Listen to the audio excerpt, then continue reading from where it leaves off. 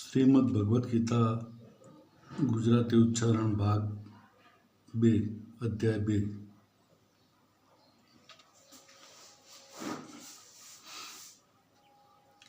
સંજય બોલ્યા,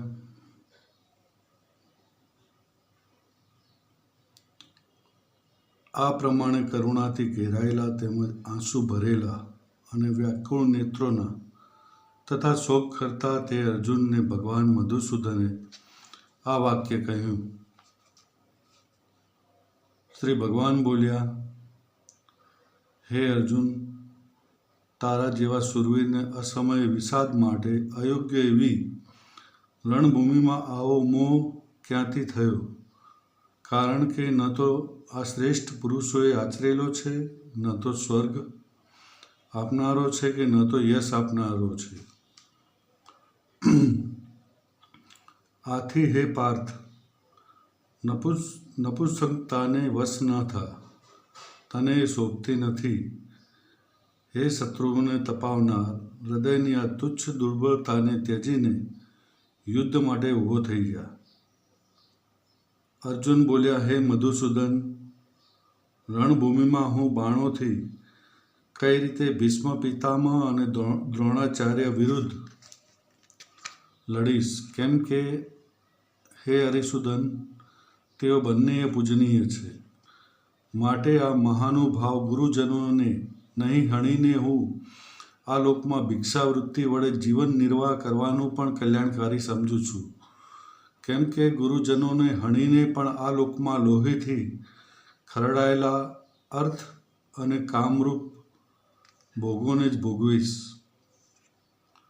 વળી અમે એ પણ જાણતા નથી કે અમારા માટે યુદ્ધ કરવું કે ન કરવું એ બંનેમાંથી કયું શ્રેષ્ઠ છે, અથવા એ પણ નથી જાણતા કે તેમને અમે જીતીશું કે તેઓ અમને જીતશે, જેમને હણીને અમે જીવવા પણ માંગતા નથી. તે જ અમારા આત્મીય ધૃતરાષ્ટ્રના પુત્રો અમારી સામે યુદ્ધ માટે ઊભા છે. આથી કાયરતારૂપી દોષને લીધે જેનો સ્વભાવ નાશ પામ્યો છે એવો તથા ધર્મની બાબતમાં મોહચિત થયેલો હું આપને પૂછું છું કે જે નિશ્ચિત રૂપે કલ્યાણકારી સાધન હોય તે મને કહો. કેમ કે હું આપનો શિષ્ય છું, માટે આપને શરણે આવેલા મને ઉપદેશ આપો. કેમ કે પૃથ્વીનું નિષ્કંટક અને ધન ધાન્યથી સંપન્ન તેમજ દેવતાઓનું આધિપત્ય પામીને પણ હું એવો ઉપાય નથી જોતો જે મારી ઇન્દ્રિયોને સુકાવનારા શોકને નિવારી શકે. સંજય બોલ્યા, હે રાજા, નિદ્રાને જીતનારા અર્જુન અંતર્યામી શ્રી કૃષ્ણ મહારાજ પ્રત્યે આમ કહીને પછી શ્રી ગોવિંદ ભગવાનને યુદ્ધ નહીં કરવું એમ સ્પષ્ટ કહીને ચૂપ થઈ ગયા. હે ભરતવંશી ધૃતરાષ્ટ્ર, અંતર્યામી શ્રી કૃષ્ણ મહારાજ બંને સેનાઓની મધ્ય શોક કરતા અર્જુન પ્રત્યે મલકતા હોય એમ આ વચન બોલ્યા. શ્રી ભગવાન બોલ્યા, હે અર્જુન, જેમના માટે શોક કરવો યોગ્ય નથી તેમના માટે તું શોક કરે છે અને જ્ઞાનીજનો જેવા વચનો બોલે છે. પરંતુ જેમના પ્રાણ જતા રહ્યા છે તેમના માટે કે જેમના પ્રાણ નથી ગયા તેમના માટે જ્ઞાનીજનો શોક નથી કરતા. હું કોઈ કાળમાં ન હતો એવું નથી, તું ન હતો કે આ રાજાઓ ન હતા એવું પણ નથી, અને એવું પણ નથી કે હવે પછી આપણે બધા નહીં હોઈએ. જેમ જીવાત્માને આ શરીરમાં બાળપણ, યુવાની, વૃદ્ધાવસ્થા પ્રાપ્ત થાય છે તે જ પ્રમાણે શરીરની બીજી પ્રાપ્તિ થાય છે. એ બાબતમાં ધીર પુરુષ મોહિત નથી થતો. હે કુંતીપુત્ર, ઠંડી, ગરમી અને સુખ દુઃખ દેનારા ઇન્દ્રિયો સાથેના વિષયોના સંયોગો તો ઉત્પત્તિ અને વિનાશશીલ છે, અનિત્ય છે. માટે હે ભારત, તેમને તું સહન કર. કેમ કે હે પુરુષ શ્રેષ્ઠ, દુઃખ સુખને સમાન સમજનાર જે ધીર પુરુષને આ ઇન્દ્રિયો સાથેના વિષયોના સંયોગો વ્યાકુળ નથી કરતા તે મોક્ષને પાત્ર થાય છે. અસત પદાર્થની સત્તા નથી અને સતનો અભાવ નથી. આ બંનેનું તત્વજ્ઞાની પુરુષોએ જોયું છે. નાશ રહિત તો તું તેને જાણ જેનાથી આ સકળ જગત દૃશ્ય વર્ગ વ્યાપ્ત છે. આ અવિનાશીનો વિનાશ કરવા કોઈ પણ સમર્થ નથી. આ નાશરહિત અપ્રમેય નિત્ય સ્વરૂપ જીવાત્માના આ સઘળા શરીરો નાશવંત કહેવાય છે. માટે હે ભરતવંશી અર્જુન, તું યુદ્ધ કર.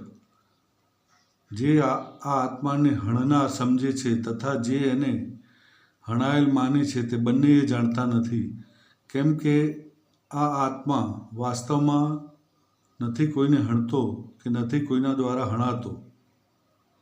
આ આત્મા કોઈ પણ કાળમાં જન્મ લેતો હોય એમ નથી કે મરણ પામતો હોય એમ નથી. તેમજ ઉત્પન્ન થઈને ફરીથી સત્તાવાન થતો હોય એમ પણ નથી. કારણ કે તે અજન્મા, નિત્ય, શાશ્વત અને પુરાતન છે. શરીરના હણાવા છતાં પણ તે હણાતો નથી. હે પાર્થ, જે પુરુષ આ આત્માને નાશરહિત, નિત્ય, અજન્મા તેમજ અવાવ્યય જાણે છે તે પુરુષ કઈ રીતે કોઈને હણાવે છે અને કઈ રીતે કોઈને હણે છે. જેમ માણસ જૂના વસ્ત્રો ત્યજીને બીજા નવા વસ્ત્રો ગ્રહણ કરે છે તેમજ જીવાત્મા જૂના શરીરો ત્યજીને બીજા નવા શરીરો પામે છે. આ આત્માને શસ્ત્રો છેદી શકતા નથી, આને અગ્નિ બાળી શકતો નથી, અને પાણી ઓગાળી શકતું નથી, અને પવન આને સૂકવી શકતો નથી. કેમ કે આ આત્મા અછેદ્ય, અદાહ્ય, અક્લેદ્ય, અશોષ્ય તથા નિત્ય, સર્વવ્યાપી, અચળ, સ્થિર તેમજ સનાતન છે. આ આત્મા અવ્યક્ત, અંચિત્ય, વિકાર રહિત કહેવાય છે. તેથી હે અર્જુન, આ આત્માને આ પ્રમાણે જાણીને તું શોક કરવાને યોગ્ય નથી, એટલે કે તારે શોક કરવો ઉચિત નથી. અને જો તું આ આત્માને સદા જન્મ લેનાર તથા સદા મૃત્યુ પામનાર માનતો હોય તો પણ હે મહાબાહો, આવી રીતે શોક કરવો તારા માટે યોગ્ય નથી. કેમ કે આ માન્યતા મુજબ જન્મેલાનું મૃત્યુ નિશ્ચિત છે અને મરેલાનો જન્મ નિશ્ચિત છે. તેથી પણ આ ઉપાય વિનાના વિષયમાં શોક કરવો તારા માટે યોગ્ય નથી. હે અર્જુન, સઘળા પ્રાણીઓ જન્મ પૂર્વ અપ્રગટ હતા અને મર્યા પછી પણ અપ્રગટ થઈ જનાર છે. કેવળ વચગાળામાં જ પ્રગટ છે. તો પછી આવી સ્થિતિમાં શોક કરવાનો?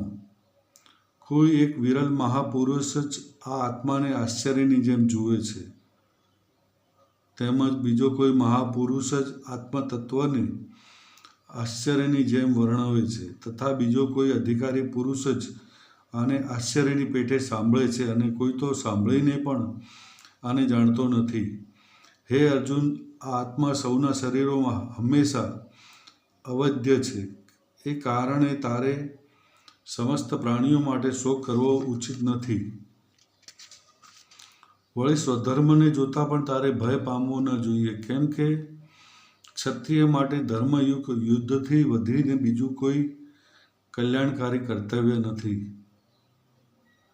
હે પાર્થ, આપમેળે પ્રાપ્ત થયેલા તેમજ ઉઘડેલા સ્વર્ગના દ્વારરૂપી આવા યુદ્ધને ભાગ્યશાળી ક્ષત્રિયો જ મેળવે છે.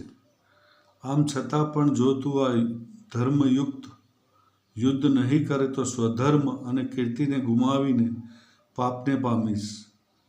એટલું જ નહીં, બધા લોકો ઘણા લાંબા કાળ સુધી રહેનારી તારી અપકીર્તિ પણ કહેશે, અને ગૌરવશાળી પુરુષ માટે અપકીર્તિ મરણથી અધિક છે. તારા અતુલનીય પ્રભાવને લીધે જેઓ તને ઘણા સન્માનની દ્રષ્ટિએ જોતા આવ્યા છે તેમની દ્રષ્ટિમાં તું તુચ્છતાને પામીશ. તે મહારથીઓ તને ભયને લીધે યુદ્ધથી વિમુખ થયેલો માનશે. તારા વેરીઓ તારા સામર્થ્યની નિંદા કરતા તને ઘણા બધા ન કહેવા જેવા વચનો પણ કહે છે. એનાથી વધારે દુઃખ બીજું શું હશે?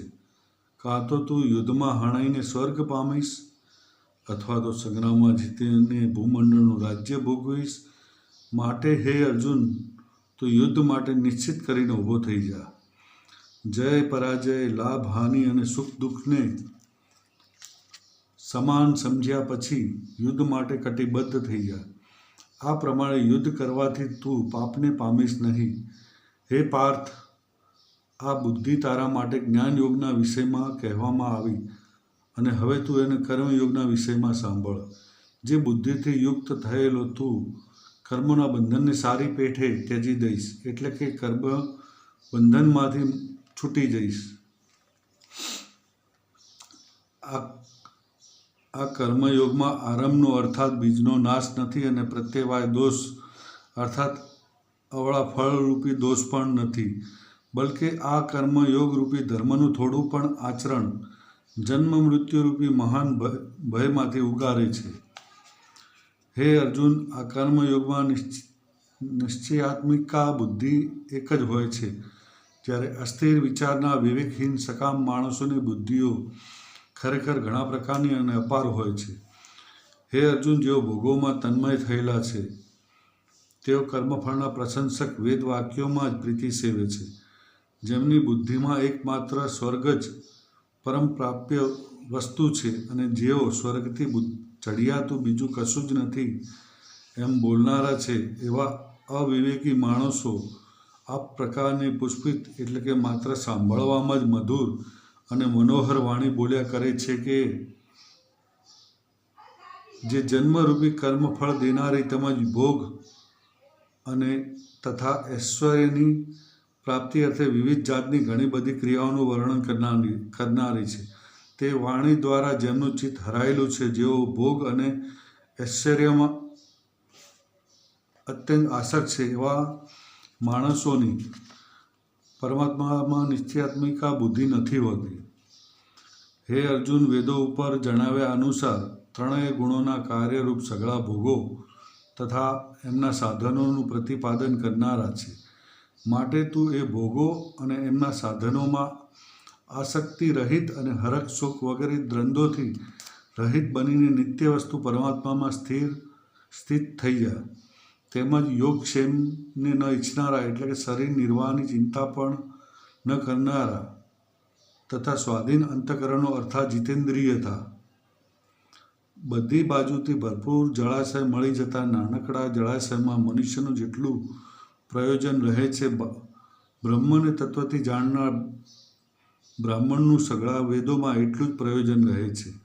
અર્થાત જેમ મોટું જળાશય પ્રાપ્ત થઈ જતા જળ માટે નાના જળાશયની જરૂર રહેતી નથી, તેમજ બ્રહ્માનંદની પ્રાપ્તિ તથા આનંદ માટે વેદોક્ત કર્મોના ફળરૂપી ભોગોની જરૂર રહેતી નથી. તારો કર્મ કરવામાં જ અધિકાર છે, એના ફળોમાં કદીએ નહીં. માટે તું કર્મોના ફળનો હેતુ થામાં, અર્થાત ફલાપેક્ષાથી રહિત થઈને કર્તવ્ય બુદ્ધિથી કર્મ કર, તથા તારી કર્મ ન કરવામાં પણ આસક્તિ ન થાઓ. હે ધનંજય, તું આસક્તિ ત્યજીને તથા સિદ્ધિ અને અસિદ્ધિમાં સમબુદ્ધિ રાખીને યોગમાં સ્થિત થઈ કર્તવ્ય કર્મો કર. સમત્વ એ જ યોગ કહેવાય છે. આ સમત્વરૂપ બુદ્ધિયોગ કરતાં સકામ કર્મ ઘણું જ નીચલી કક્ષાનું છે. માટે હે ધનંજય, તું સમબુદ્ધિમાં જ લક્ષણનો ઉપાય શોધ, અર્થાત બુદ્ધિયોગનો જ આશરો લે. કેમ કે ફળનો હેતુ બનનારા અર્થાત ફલાપેક્ષીજનો દયાને પાત્ર છે. સમબુદ્ધિયુક્ત માણસ પુણ્ય અને પાપ બેને આ લોકમાં ત્યાગી દે છે, તેમનાથી મુક્ત થઈ જાય છે. માટે તું સમત્વરૂપ યોગમાં જોડાઈ જા. આ સમત્વરૂપ યોગ એ જ કર્મોમાં કુશળતા છે, અર્થાત કર્મ બંધનમાંથી છૂટવાનો ઉપાય છે. કેમ કે સમબુદ્ધિથી યુક્ત જ્ઞાનીજનો કર્મોથી ઉત્પન્ન થનાર ફળનો ત્યાગ કરીને જન્મરૂપી બંધનથી મુક્ત થઈ નિર્વિકાર પરમપદને પામે છે. જ્યારે તારી બુદ્ધિ મોહરૂપી કળણને સારી રીતે ઓળંગી જશે, તે વખતે તું સાંભળેલા અને સાંભળવા બાકી રહેલા આ લોક તેમજ પરલોક સંબંધી બધાય ભોગો પ્રત્યે વૈરાગ્ય પામીશ. જાત જાતના વચનો સાંભળવાના લીધે વિચલિત થયેલી તારી બુદ્ધિ જ્યારે પરમાત્મામાં અચળ અને સ્થિર ભાવે સ્થાયી થઈ જશે ત્યારે તું યોગને પામીશ, અર્થાત તારો પરમાત્મા સાથે નિત્ય સંયોગ થઈ જશે. અર્જુન બોલ્યા, હે કેશવ, સમાધિમાં સ્થિત પરમાત્માને પામેલા સ્થિર બુદ્ધિ પુરુષનું શું લક્ષણ છે? તે સ્થિર બુદ્ધિ પુરુષ કેવી રીતે બોલે છે અને કેવી રીતે બેસે છે તથા કેવી રીતે ચાલે છે, અર્થાત તેના આચરણ કેવા હોય છે? શ્રી ભગવાન બોલ્યા, હે પાર્થ, જે વખતે આ પુરુષ મનમાં રહેલી સઘળી કામનાઓનો સમગ્ર રીતે ત્યાજી દે છે અને આત્માથી આત્મામાં જ સંતુષ્ટ રહે છે ત્યારે તે સ્થિત પ્રજ્ઞ કહેવાય છે.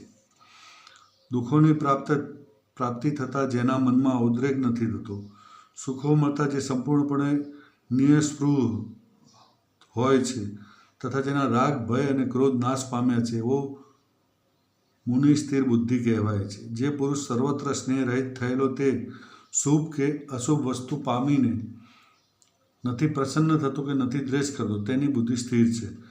કાચબો બધી બાજુથી પોતાના અંગોને જેમ સંકોરી લે છે તેમજ જ્યારે આ પુરુષ ઇન્દ્રિયોના વિષયોથી ઇન્દ્રિયોને સર્વ પ્રકારે ખેંચી લે છે ત્યારે તેની બુદ્ધિ સ્થિર છે એમ સમજવું. ઇન્દ્રિયો દ્વારા વિષયોને ગ્રહણ ન કરનાર પુરુષના એ માત્ર વિષયો તો નિવૃત્ત થઈ જાય છે પરંતુ એમના પ્રત્યેની આસક્તિ નિવૃત્ત નથી થતી. જ્યારે આ સ્થિર પ્રજ્ઞ પુરુષની તો આસક્તિ પણ પરમાત્માનો સાક્ષાત્કાર કરીને નિવૃત્ત થઈ જાય છે, અર્થાત પરમાત્માનો સાક્ષાત્કાર થવાને લીધે એની સંસારમાં લેશ માત્ર આસક્તિ રહેતી નથી. હે કુંતીપુત્ર, આસક્તિનો નાશ ન થવાને લીધે મંથન કરી નાખવાના સ્વભાવની આ ઇન્દ્રિયો યત્ન કરતા બુદ્ધિમાન પુરુષના મનને પણ પરાણે હરી લે છે.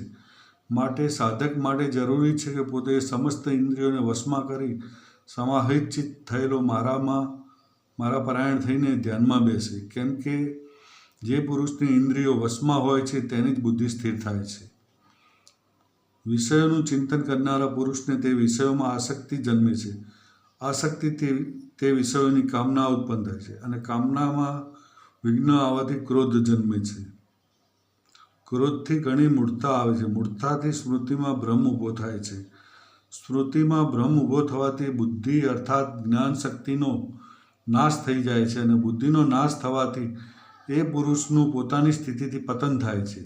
પરંતુ સ્વાધીન અંતઃકરણનો સાધક પોતાના વશમાં કરેલી રાગ દ્વેષ વિનાની ઇન્દ્રિયો દ્વારા વિષયોમાં વિચરણ કરતો હોવા છતાં અંતઃકરણની આધ્યાત્મિક પ્રસન્નતાને પામે છે. અંતઃકરણ પ્રસન્ન થતાં આના સર્વ દુઃખોનો અભાવ થઈ જાય છે અને એ પ્રસન્નચિત્ત કર્મયોગીની બુદ્ધિ તત્કાળ બધી બાજુઓથી દૂર થઈને એક પરમાત્મામાં જ સારી પેટે સ્થિર થઈ જાય છે. જે પુરુષે મન અને ઇન્દ્રિયો જીત્યા નથી તેનામાં નિશ્ચેત્યાત્મિકા બુદ્ધિ નથી હોતી તેમજ એ